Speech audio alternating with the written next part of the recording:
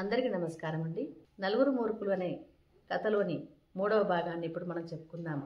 రాయలవారి చేత నీ ముఖము నాకు చూపించకపో అని అనిపించుకున్న తెనాలి రామలింగడు భువన విజయ సభ సాహిత్య చర్చలకు గాని, కవితా గోష్ఠికి గాని, రాజకీయ చర్చలకు గాని రానే రాడు. కనీసం అంతఃపురం వైపు కన్నెత్తి కూడా చూడలేదు. అవమాన భారంతో ఇంట్లోనే ఉండిపోతాడు. ఒకరోజు ఒక సంఘటన జరుగుతుంది.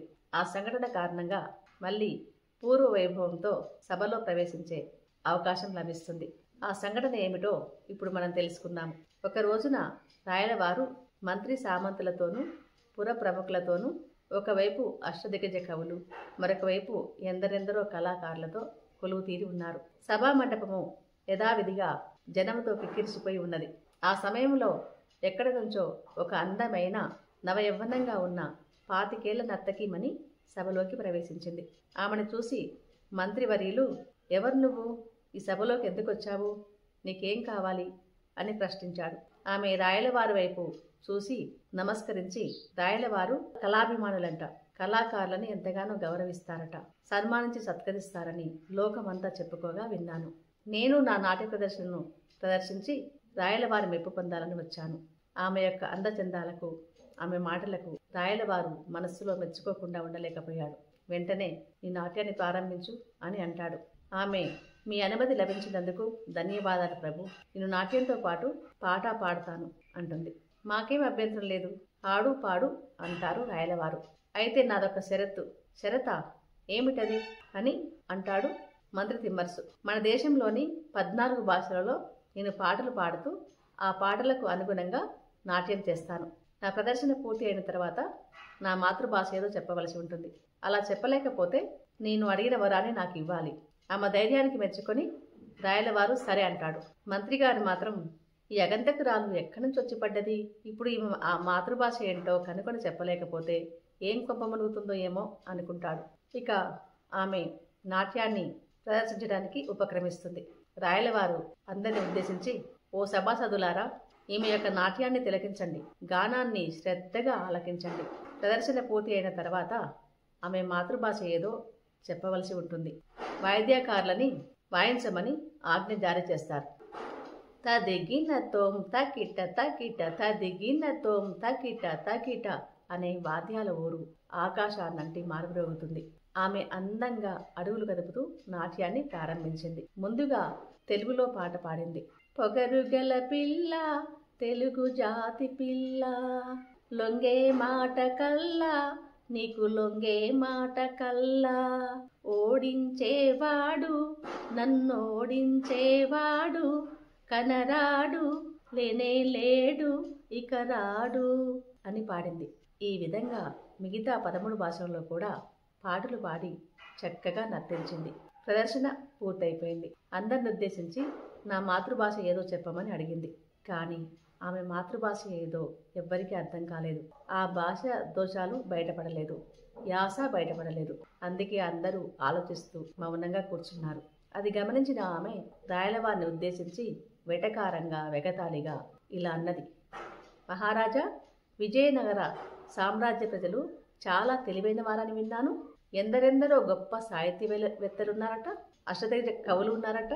మరి ఎవ్వరు కూడా నా యొక్క మాతృభాష ఏదో చెప్పలేకపోతున్నారే అన్నది. ఆ మాటలకు రాయలవారి మనస్సు అవమానంతో నిండిపోయింది. ప్రజలు అనుకుంటున్నారు, ఈ యువతికి చాలా పగరుంది. ఇప్పుడు గనక తెనాలి రామలింగడు ఉండి ఉంటే చిటికలో ఈ సమస్యను పరిష్కరించేవాడు. ఇక రాయలవారేమో ముఖం చూపించుతూ పో అనే, అతనికేమో ఆత్మాభిమానం ఎక్కువాయే. అతను రాడు, ఈ సమస్య ఎలా పరిష్కరించబడుతుందో ఏమో అని తల ఒక విధంగా అనుకుంటుంటారు. ఇక రాయలవారిని ఉద్దేశించి మళ్ళీ అంటుంది, మీరు ఓడిపోయినట్లేనా? నేను అడిగిన వరాన్ని ఇస్తారా? అనంగానే రాయలవారికి తల కొట్టేసినట్టు అనిపిస్తుంది.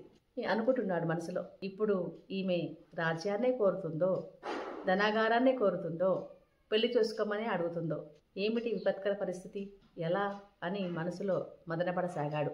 మంత్రి తిమ్మరసు లేచి నిలబడి, ఓ విజయనగర సామ్రాజ్య ప్రజలారా, మీలో తెలివికి కొదవేమీ లేదు. చక్కగా ఆలోచించండి. ఆలోచించి ముందుకు వచ్చి ఈమె యొక్క మాతృభాష ఏదో చెప్పండి అని అంటాడు. అయినా ఏం లాభం లేదు, ఎవరు ముందుకు రాలేదు. రాయలవారు అంటారు, మీలో ఎవరికి కూడా ఈమె యొక్క మాతృభాష ఏదో అర్థం కావడం లేదా? అంటాడు. మరొక వైపు అష్టదిగ్గజ కవుల వైపు చూస్తూ, మీకు ఈమె మాతృభాష స్ఫురించట్లేదా? అయినా వాళ్ళు కూడా మౌనంగా తల ఉంచుకునే కూర్చున్నారు. మంత్రి తిమ్మరసు బాధపడుతూ మరొక్కసారి పైన లేచి నిలబడి, ఒక్కరంటే ఒక్కరు లేరా? ఈ రాజ్యం యొక్క పరువును కాపాడే వారే లేరా అని అంటాడు. వెనక నుంచి ఒక గొంతు వినిపిస్తుంది. ఓ మంత్రివర్యా, భయపడకు, నేనున్నాను, ఈ సమస్యను వెంటనే పరిష్కరిస్తాను అనే మాటలు వినిపించాయి. ఆ మాటలకు మనసు కాస్త కుదుటపడింది. మంత్రి గారు సంతోషంగా, ఎక్కడున్నావు, ఎవరవయ్యా నువ్వు? ముందుకు వచ్చి ఈమె యొక్క మాతృభాష ఏదో చెప్పి సమస్యని పరిష్కరించు అని అన్నాడు. అతను నడుచుకుంటూ వస్తున్నాడు. తలపైన ఒక కొత్త మట్టి సట్టి బోర్లించుకుని ఉన్నాడు. మట్టి సట్టి అంటే ఇప్పుడు మన కుండనే అనమాట. దాని మూతి వెడల్పుగా ఉంటుంది, దాని చెవులు ఉంటాయి పట్టుకోవడానికి. అది కూరాటికి అనమాట, కూర వండే చట్టిని అంట. అలాంటి చట్టిని ఇక్కడి వరకు బోర్లించుకున్నాడు. 2 రంధ్రాలు ఉండేదానికి, కళ్ళు కనిపించడానికి, చూపు కనిపించాలి కదా, అలా. ఇక అలాంటి చట్టిని బోర్లించుకొని నడుచుకుంటూ వస్తున్నాడు. అతను చూడగానే అందరూ నవ్వుకుంటున్నారు. అప్పటి వరకు ఆ సభంతా ఎంతో టెన్షన్గా, ఉత్కంఠభరితంగా ఉన్న వాతావరణం కాస్త నవ్వుల జల్లుతో మారుమ్రోగింది. ఇక రాయలవారు నవ్వుతూ, ఎవరవయ్యా నువ్వు? ఏంటి ఆ మట్టికుండ బోర్లించుకొని వస్తున్నావు అని అడుగుతాడు. నేను మహాప్రభో, తెనాలి రామలింగాన్ని. మీరేమో నా ముఖం చూపించొద్దు అంటది. నేనేమో సభకు రావాలనుకున్నాను. మీ ఆజ్ఞ అతిక్రమించకూడదు కదా, అందుకే ఈ కుండ ఏర్పాటు అని అన్నాడు. ఏదో కోపంలో అలా అన్నలేవయ్యా, నువ్వు లేని లోటు లోటుగానే ఉంది. నువ్వు ఇంతకుముందు ఎలా వచ్చేవాడవో అలాగే యథేచ్ఛగా సభలోకి రావచ్చు. అయినా ముందు ఆ మట్టి సట్టిని తీసి పక్కన పెట్టవయ్యా అన్నాడు. ఆ మట్టి కుండని తీసి పక్కన పెట్టి రాయలవారికి నమస్కరించాడు. నమస్కారం సంగతి సరే గాని ఈ నర్తకి మన సంగతి చూడు ఫస్ట్ అన్నాడు. ఈ తెనాలి రామలింగుడు వేదికపైకి వెళ్ళి ఆమెని ఒకసారి ఆడి పాడు అని చెప్పాడు. ఆమె ఆడింది, పాడింది. రామలింగని కూడా ఆమె మాతృభాష ఏదో అర్థం కాలేదు. ఈ పిల్ల చాలా తెలివైంది, ఏమాత్రం బయటపడకుండా పాడుతుందే, ఎలాగా ఇప్పుడు అని కొద్దిసేపు ఆలోచించాడు. అతనికి ఒక మెరుపు లాంటి ఆలోచన వచ్చింది. వెంటనే ఆ నర్తకి మనని ఉద్దేశించి, ఒక్కసారి ఆడి పాడవా అని అన్నాడు. ఆమె, ఇంతమంది మహా మహా మహామవులే చెప్పలేదు, నువ్వు చెప్పకపోయినావు అని వెటకారంగా కోపంగా అంటుంది. అవేవి పట్టించుకోడు.